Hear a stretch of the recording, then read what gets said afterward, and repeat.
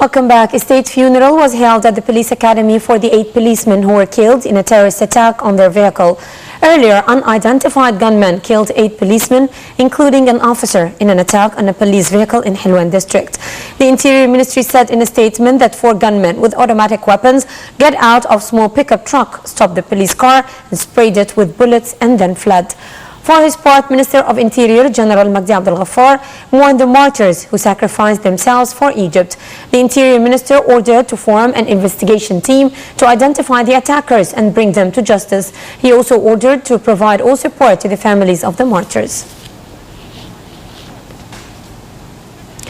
President Abdel Fattah al-Sisi met with the head of the Libyan Presidential Council and Prime Minister Faiz al-Sarraj. Egypt's support for the Libyan Council and institutions, including the National Army, topped the agenda of the talks between President al-Sisi and al-Sarraj. The talks also focused on bilateral relations, the situation of the Egyptian community in Libya, as well as the security and stability of the country. President al-Sisi also called for lifting the weapons embargo imposed on the Libyan National Army to be able to carry out its mission.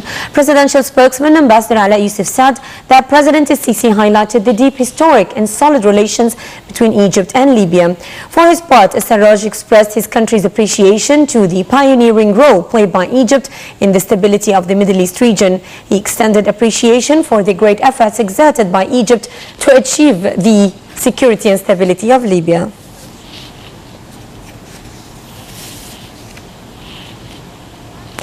Foreign Minister Sameh Shoukry met with visiting French Minister for Parliamentarian Affairs Jean-Marie Le Guen and discussed regional developments, including the situation in Libya and Syria. Shoukry also expressed Egypt's appreciation for the participation of elements from the French Navy in the training on the Mistral carrier and the approaching signing of the final agreement for the military satellite, which will reflect the strong and solid relations between the two countries.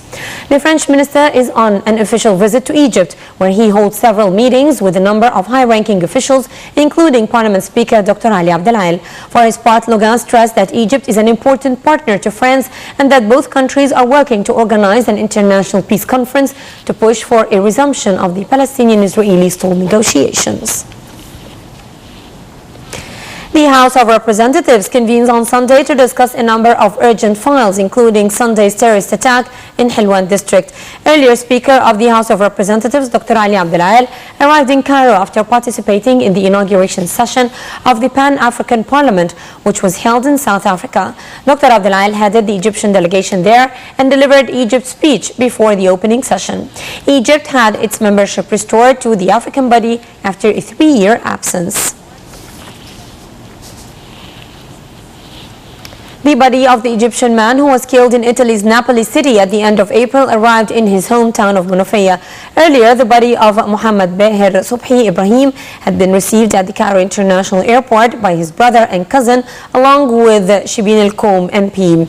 Italian authorities claim that Mohammed had been killed in a train accident while riding it. However, monitoring cameras at the train station proved that the victim entered the train and its doors closed before his body was later found between 2 stations. A Saudi soldier